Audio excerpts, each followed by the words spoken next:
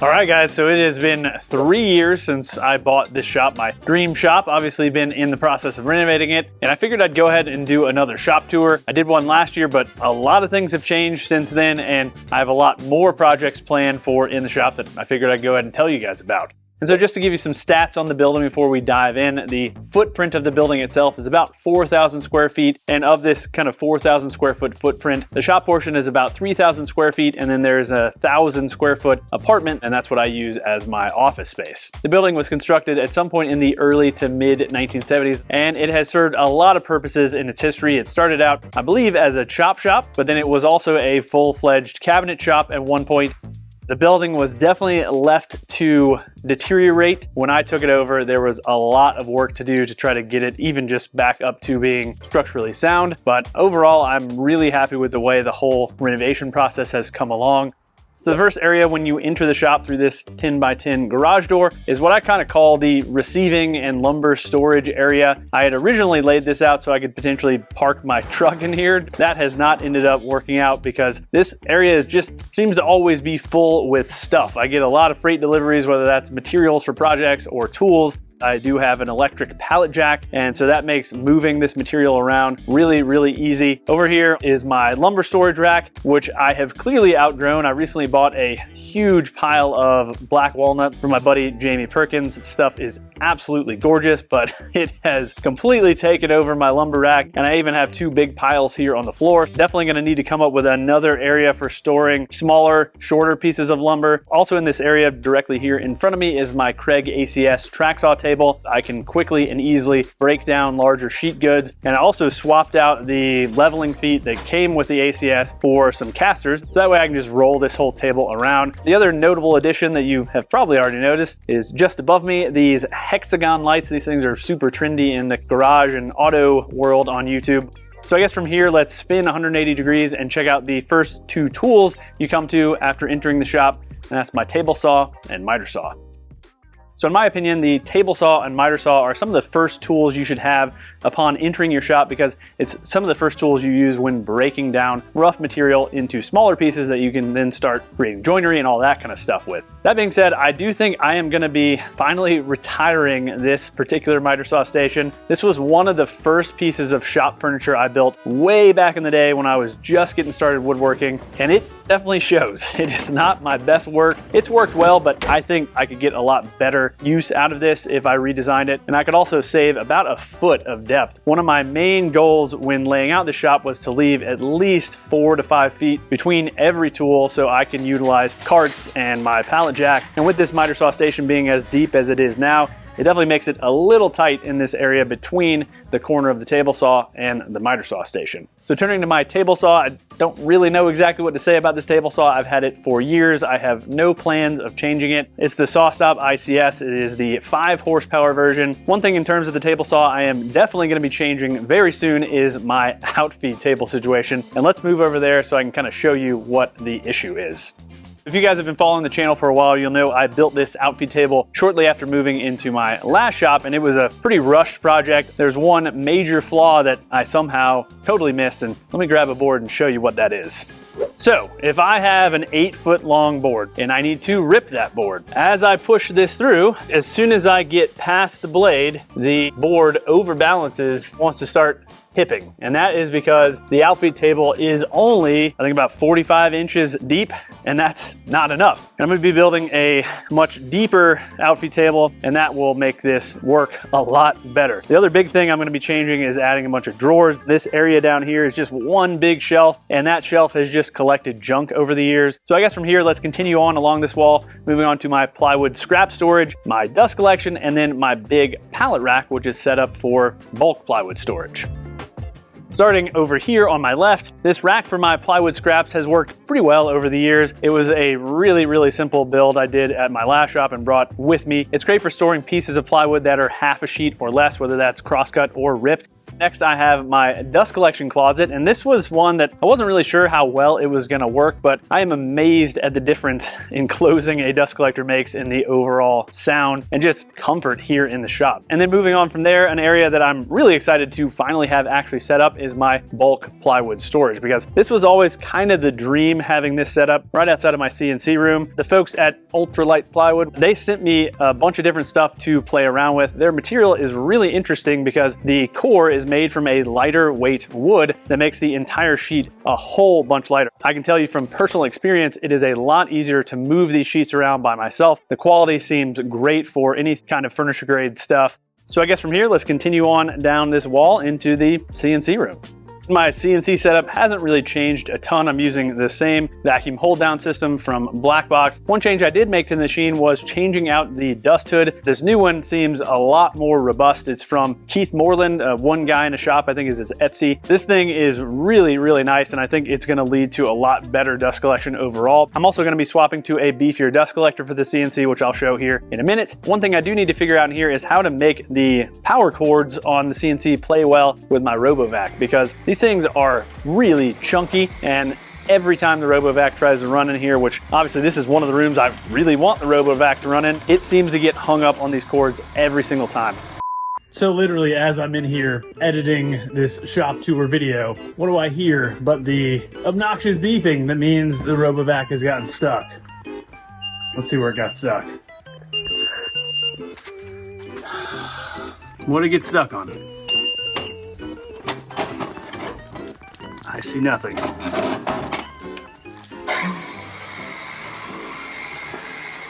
If you guys have any ideas, leave me a comment, because I would love to know, because I'm tired of the RoboVac getting stuck in here.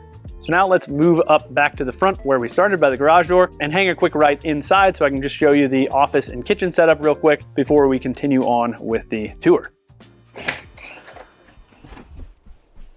So as I mentioned, this area is basically my office slash kitchen slash living space. The previous owner did live here. He built out this kind of apartment as his living space, and it's really been perfect for my uses, because not only do I have a full kitchen here, which is really nice, I'm using what was the master bedroom as my office, which is great. And then this kind of living space is kind of a flex area. You guys might remember I did this really cool shiplap wall project with a secret bookcase. That was a lot of fun. I want to do more projects like that. But I've also kind of changed up this area. I used to have a desk here, but I don't have an employee at the moment. I decided to swap this over to a 3D printer workbench kind of thing. And so I'm using this new base from FlexiSpot, the E7 Plus, and FlexiSpot is the sponsor of this week's video. And obviously FlexiSpot makes some awesome standing desks, but as you know, I also really like having height adjustable workbenches. It's not only good for working, but for me, it's great for filming purposes. Changing the filament is a lot easier when these things are lower. Filming is easier when it's higher, etc. So this E7 Plus base can lift up to 440 pounds.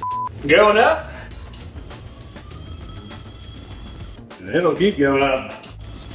That's insane.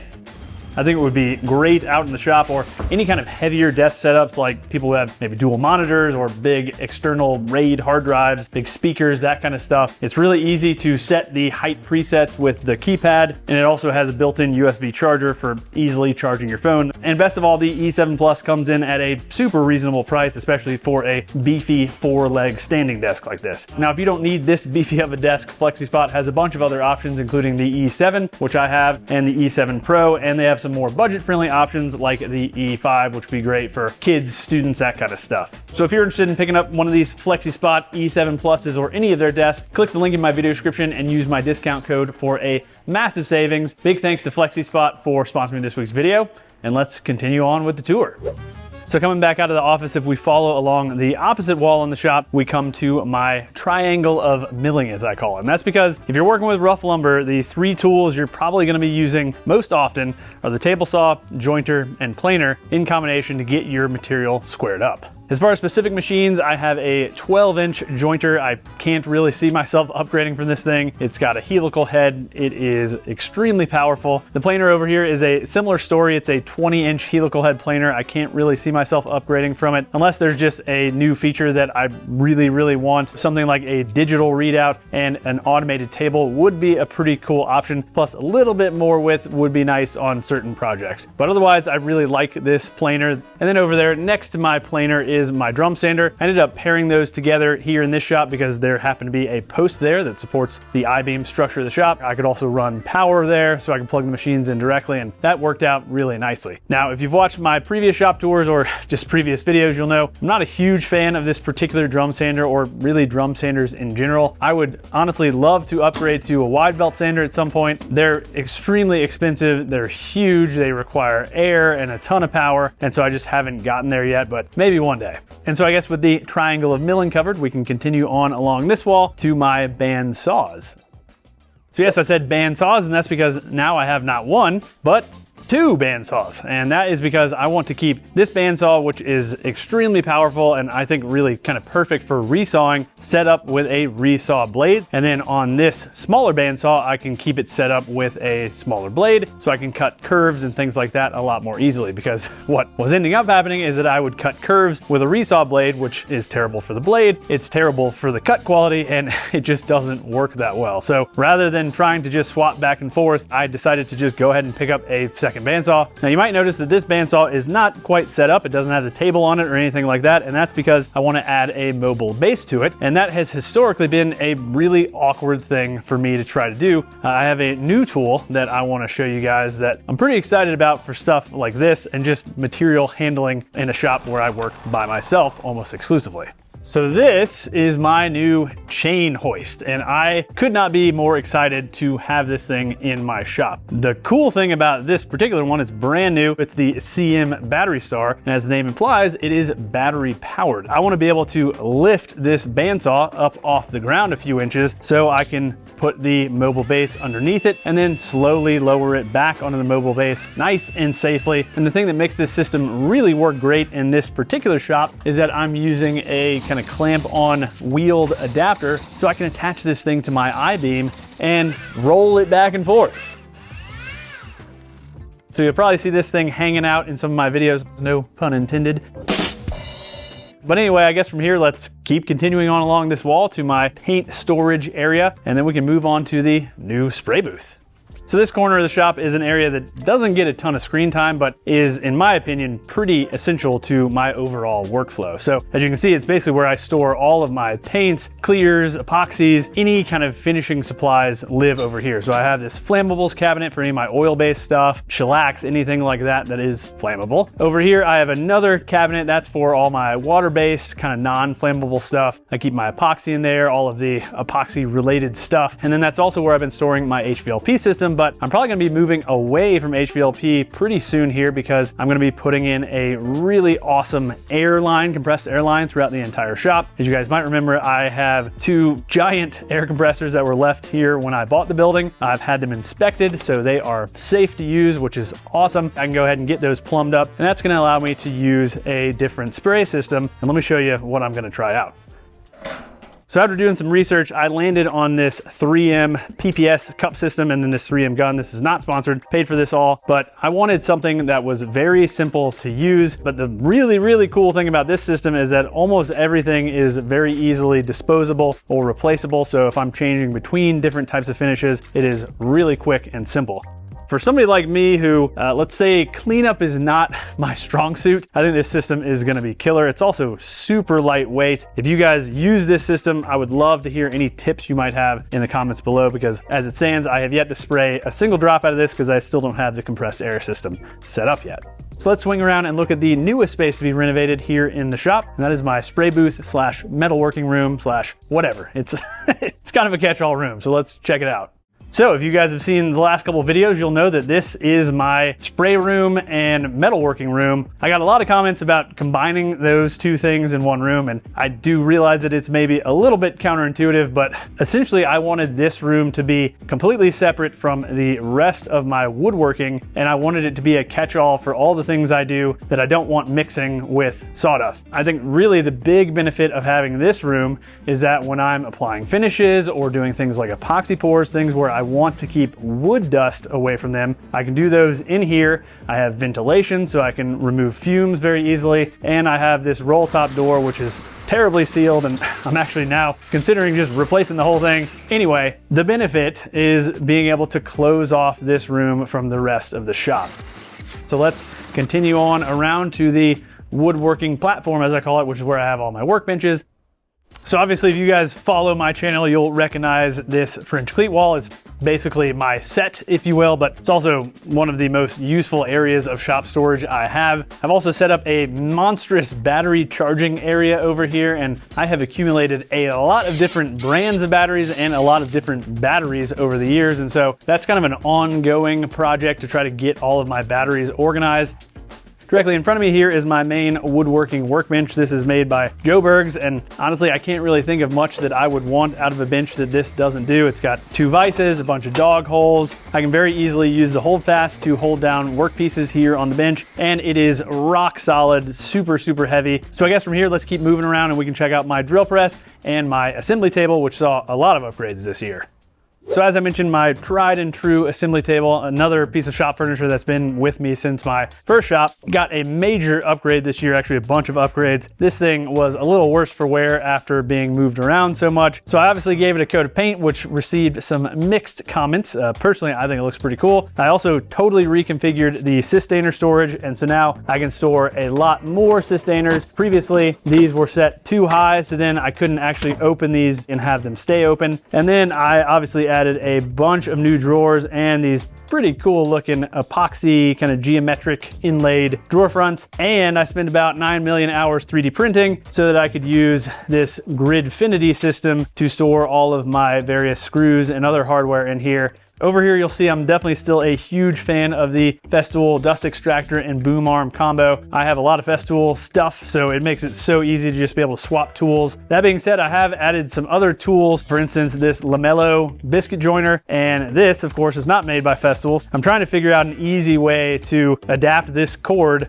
to work with the Festool plug-it system. So if you guys have any tips or ways to easily do that, let me know, because there was a part that Festool sold for a while, but they seem to have discontinued that. And then continuing on over here, I have my Powermatic air filter, which is gonna be getting sold here very soon. I built that shop air filter cart and it works way, way better, and the filter replacement is about 5 times cheaper. And then I've got my amazing drill press that I don't see myself really ever upgrading from. It's the Nova Voyager, I think, DVR. It's a direct drive drill press, which means you have no belts to mess with. You can set the speed by turning one knob. It's just, to me, the best drill press I've ever used.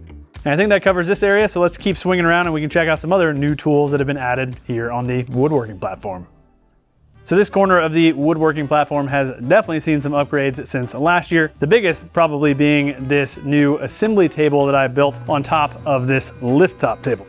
So I built this workbench on top of this hydraulic lift table. It was inspired by my buddy Mike Farrington, who did something very similar. I am absolutely loving this thing. Let me drop it back down to a more reasonable height. So being able to work with this thing at kind of whatever height I want is just amazing, specifically when I'm building things like cabinets that are a little taller and I need to be able to sand the top of them. Historically, that's been next to impossible without just setting it on the floor, which I think is annoying. One thing I do kind of wish is that I'd built this to be just a little bit shallower.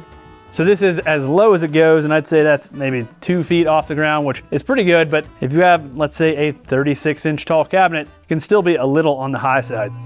So besides the assembly table, there is another new tool here, and that's the Harvey Gyro Air dust collector back there, and I do still have to run the power from all the way diagonally across the shop. That's why it's not quite set up yet, but it's gonna be great to have more powerful dust collection in this whole area because things like the router table and drill press, and then I'm also gonna run one of the ducts through this wall into the CNC room and use this dust extractor for the CNC. And then last in this corner, kind of sitting over there collecting dust, is my flip top table with my hollow chisel mortar stir and my oscillating belt sander, both of which also need to get sold. And that brings me to another thing I wanna mention. I'm gonna be having my first ever crafted workshop garage sale and meetup. So on Saturday, October 19th, I'm gonna be doing a big garage sale and meetup here at the shop because I know a lot of people have asked if they can come by and check out the shop. And I don't usually do that, but I figured we could kind of kill two birds with one stone here. Probably have some beer from somebody like Burial or another great local brewery. So we can just hang out and chat woodworking and you guys can see the shop in person. So if you guys are interested in that, I'll have more information about that in the video description below. So I think that pretty much covers the woodworking platform. So let's go ahead and check out the addition where I have a lot of storage and those compressors set up. So this addition is kind of a hot mess, so I'm not gonna spend too much time in here. I just wanna show you that if you're considering building a shop this size, it pays to build in some extra space for overflow storage for tools you don't use all the time, extra materials, all that kind of stuff. But this room is also where those two compressors are, so this is where that air system will run from. This is also where my electrical panels are. I have two panels over here, the main three-phase panel coming in, and then another sub panel. I've also installed an electric car charger because I guess between last year and this year, I got a Ford Lightning electric pickup truck, which I am absolutely loving. I'm probably not gonna go up there and film too much because it is extremely hot, but I do have a massive attic space here. It's about 4,000 square feet, and it is unfinished space that I could kind of do whatever I wanted with. I'm definitely gonna build out some sort of utilities closet around the furnace and where my water heater was. I'm just waiting on those Perkins Builder Brothers to have a couple free days so they can come over and help me with that. So hopefully you guys enjoyed the tour. If you have any questions, leave them in the video description below. I'll link to a bunch of the tools I mentioned in the video description as well. If it's your first time here, go ahead and get subscribed and ring the notification bell. And why not go ahead and check out this other video of mine that YouTube thinks you'll enjoy. All right, thanks for watching, y'all. And until next week, happy building.